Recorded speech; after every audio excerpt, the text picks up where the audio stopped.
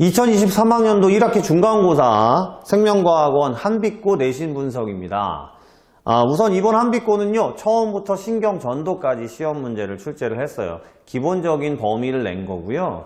이 처음부터 신경전도까지라고 얘기하는 거는 이제 처음부터 대사증후군이라는 부분. 그래서 세균이나 바이러스 또는 생명현상의 특성, 물질대사와 ATP, 기본적으로 이해도 필요하지만 암기가 많이 동반되는 부분이고요. 그 다음에 어떤 특징이 있는지 없는지 이런 것들을 가지고 학생들을 실수할 수 있게 언어적으로 많이 낼 수 있는 부분이에요. 암기가 많은 부분이죠. 암기가 많은 부분이라는 건 결국엔 처음에 내가 이걸 이해하고 외웠더라도 시간이 지날수록 암기가 희석되면 실수할 수 있는 부분이 많다. 그러니까 꾸준히 이 부분을 계속적으로 반복해야 되는 부분이고요. 그 다음 신경전도 파트는 기본적으로 어렵습니다. 고3 수능에서도 킬러로 작용할 만큼 난이도를 많이 높일 수 있는 형태의 문제들이 있어요. 그런데 지금 한빛고는 총평에서도 보시겠지만 객관식 20문항, 그 다음 서술형 2문항으로 구성이 되어 있는데 난이도가 높지 않았어요. 많이 어려운 킬러적인 요소들은 좀 배제했고요. 그러다 보니까 100점이 많습니다. 그래서 1등급이 없는 상황이고요. 등급컷 보시면 아시겠지만 90점대 중반 정도가 2등급, 그 다음 80점대 중반 정도가 3등급, 70점대 중반 정도가 4등급.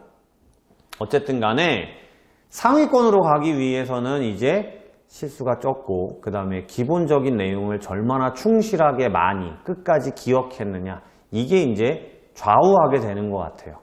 어쨌든 1등급이 없고 이런 상황이 벌어지다 보니까 기말고사에서는 난이도를 좀 더 높이고 서술형도 좀 더 복잡하게 갈 수 있지 않을까. 결국 기말고사 범위가 근수축, 신경계, 항상성, 방어라고 보면 그 파트는 이제 수능 특강뿐만 아니라 고3 모의고사에서의 상위권 문제들도 다뤄야 되지 않을까 싶은 게 이번 중간고사의 특징입니다. 마지막 두 문제는 그렇다고 해서 그렇게 쉬운 편은 아니었어요. 그래서 난이도가 물론 별 2개를 주긴 했지만 그래도 마지막 두 문제에서 변별력을 갖추고 있지 않나 싶어요. 대표 문항 분석을 보시면요, 거의 대부분이 이제 일반적으로 타 학교 내신 문제에서 나올 정도의 수준이었습니다.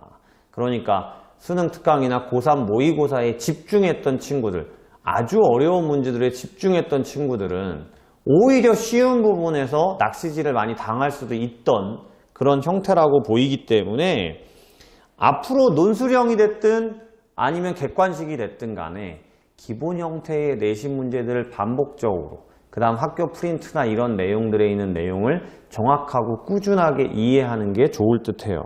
너무 독특한 문제들은 나오지 않았어요. 그러니까 생명과학이 타 학문과의 어떤 연계성이나 아니면 화성토양 생명체라든지 아니면 소화순환호흡배설에서의 아주 개정전의 디테일한 부분이라든지 이런 문제들은 출제가 되지 않았습니다. 그러니까 기본적으로 많이 나오는 문제들을 좀 꾸준히 보되 어쨌든 기말에는 난이도를 높이려고 할 거니까요. 범위도 넓고, 그러니까 기말 준비는 꾸준히 해야 되지 않을까 싶어요. 실수를 안 하는 게 제일 중요합니다. 문제를 많이 풀어가면서도 자기가 어떤 부분에서 실수를 자주 하는지를 파악하지 않으면 오히려 기말고사에서는 훨씬 더 등급의 하락이 나타날 수 있지 않을까 이렇게 싶어요. 그러니까 이번 기말을 준비하는 친구들, 그리고 다음 시험, 내년의 시험을 준비하기 위해서 이 한빛고 내신 분석 강의를 보고 있는 친구들은 우리 학교가 지금은 이렇게 학교 선생님이 기본적인 내신 스타일의 문제를 출제했구나, 서술형을 낼 때도. 하지만 지금의 한빛고 친구들은 이 정도 수준에서는 1등급이 나오지 않을 만큼의 노력을 하고 있구나. 그러니까 앞으로 남아있는 시험들이나 내년의 시험들은 지금보다는 난이도가 조금 더 높고 어려운 문제들을 출제할 수 있겠구나 라고 생각을 하시고, 우선 기본 문제에 충실하시되 고3 모의고사나 상위권 문제들도 다루는 연습을 하셔야지만 꾸준한 점수를 유지하지 않을까, 이게 이번 중간고사 한비꼬의 총평이 되겠습니다.